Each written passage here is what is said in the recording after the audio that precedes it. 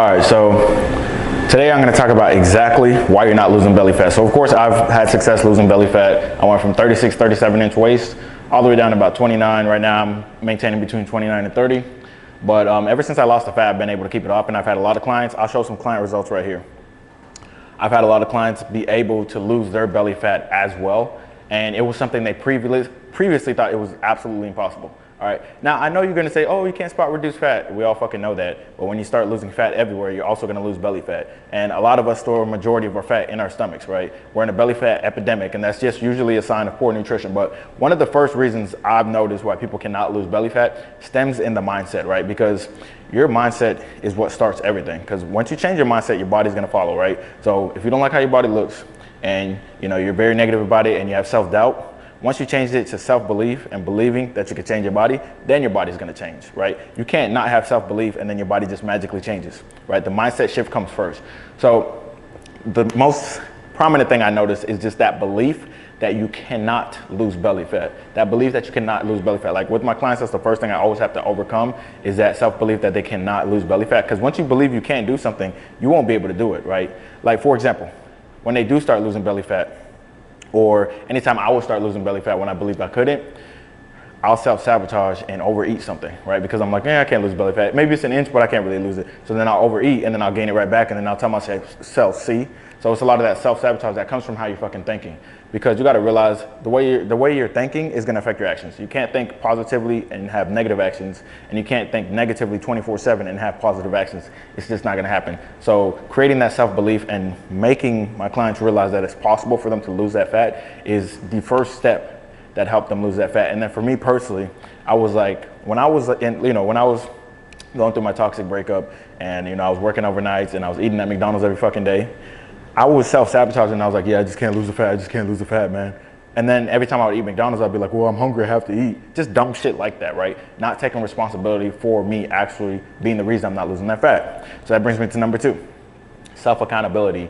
Once you realize that you're the reason you gained all the belly fat, right? Because here's the thing, guys, if you're overweight or you're obese, it means you ate a fuck ton, all right? You do not get overweight or obese without eating a fuck ton of food. You have to eat a lot of food consistently to get overweight or obese, right? So if your waist is above like 40, right, or even above like 36, it takes hard work to get it there. You're not eating nothing to get there, all right? Just like offensive linemen, defensive linemen, they have to be bigger, so they have to eat a lot, period, right? So anyone who's ever been overweight or obese, it takes a lot to eat. So once you realize that you're the reason that you gained all the fat because of your habits and how much you were eating, then that gives you the self-accountability, but it also gives you the power to realize like, wow, it was my fault that I gained this belly fat, which means when I lose the belly fat, it'll also be my fault, right?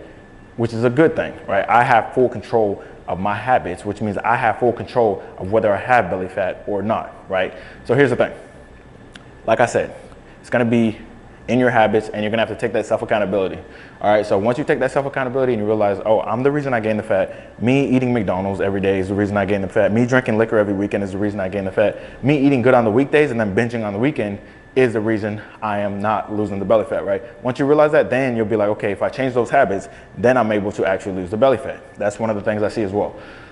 Another thing that I see is just straight up impatience, all right? So like we all know, it takes a fuck ton of time to gain belly fat, right? So for example, if you gained 100 pounds in the past 10 years, it might have took you 10 years to realize that you're 100 pounds up from what you were in high school, right? You'll be like, oh shit, I'm 100 pounds up. It feels like I gained it overnight. Okay, 10 years is literally 120 months, which means you gain less than 1 pound on average per month, but you did it for a 10-year period, which is why you gained 100 fucking pounds, right? That's the power of the compound effect. That's part of the compound effect. A lot of people do that. They gained an average of, 3/4 of a pound per month for 10 years, which is 100 pounds in 10 years, and they feel like it all happened overnight. So then when they try to lose the fat and they don't lose it all in 4 weeks, they give up, right? And that doesn't make any fucking sense. You gotta realize that it's gonna take you time to lose the fat, but in order for you to realize that, you gotta realize that it took you time to gain the fat as well, right? And you gotta realize, even when you lose 1 inch, that is more progress than you made in the past 10 years, because in the past 10 years, you were gaining the fat, right? That's why I have to make like a lot of my clients realize, give them that perspective, because a lot of times they'll drop, 4 inches in 3 months, but they were gaining, an inch per 3 months for the past 10 years. And when they drop those 3-4 inches in 3 months, I'm like, yo, that's great progress. You're making great progress. Look at your pictures. And they're like, yeah, but I wanted to lose 10 inches. And I'm like, that's going to come. But you got to realize it took you time to gain the weight. It's going to take you time to lose the weight. And just kind of giving them that perspective. Because the positive about losing fat in general is that losing fat is a faster process than gaining fat, right? Like usually, right? Because we usually gain fat over a long period of time. Like I said, 10 years, 5 years, 10 years, something like that, right? So when you want to lose fat, that 5 years of fat gain, the fact that you can lose it in, you know, a year, 6 months sometimes is amazing, right? So if you gain 50 pounds in the past 10 years slowly, the fact that you can lose that 50 pounds in 6 to 9 months is absolutely insane, right? For my example, you know, I gained, what was that? I went from like 190 to like 226. So I gained about 40 pounds in, you know, a couple of years of eating like shit, right? And I was able to lose that shit in 4 months, which is crazy, right? That just shows you what dedication takes, but what dedication can do, but also it shows you that you are looking at losing belly fat wrong, right? You think that it's something that can happen overnight. Obviously, it's not gonna happen overnight. You gotta be patient with it. Another thing is trying different unsustainable diets. That's obviously not gonna work, all right? The reason you were able to gain fat over time, and the reason you gained fat over time, was because you're repeating the same habits over and over. We all have one bad habit that's repeatable that makes us gain the fat, right? So once it comes to fat loss, we gotta find sustainable foods that we like that could also help us lose fat. For me, it was ground turkey. I love ground turkey. Could do ground turkey tacos, ground turkey nachos. Could do, you know, ground beef. Could do beef burgers, things like that I enjoyed. Air fried potatoes, all that stuff that I enjoyed that I could do. I could have some eggs, and instead of hash browns from McDonald's, I would do, you know, my own hash browns at home. I could do that every day. It was easy for me to lose weight because I could repeat that every day. What we don't realize is that, like I said, when we gain fat, we have one bad habit: liquor every weekend, right? Or it's Starbucks Frappuccinos every morning, or it's brunch on Sundays. We binge eat brunch on Sundays. It messes up our Mondays, right? There's something that we're doing every single week when we're gaining fat that's causing us to gain that fat. So in order to lose the fat, we got to make sure that our routine is sustainable as well, so we can actually lose the fat, guys. Like I said, sustainable routine. Consistency is obviously key, right? Consistency is key. But if something's not sustainable, how the fuck can you be consistent with it? If you get into a relationship, you know, where your partner is verbally abusive and it's unpleasant to be there, you're gonna wanna get out of there as soon as possible, right? It's not sustainable for you, right? For example, if I were to go out on a date with a chick and she was on her phone the whole time disrespectful, that's just not gonna last. It's not sustainable, all right? Obviously, I'm more interested than she is, so it would be unsustainable, so I would stop that relationship. But a lot of you guys go into something that you failed 10 times, like keto, and then you expect it to somehow work. That's literally like going back to a toxic, that's literally like remarrying your ex-wife or your ex-husband, right?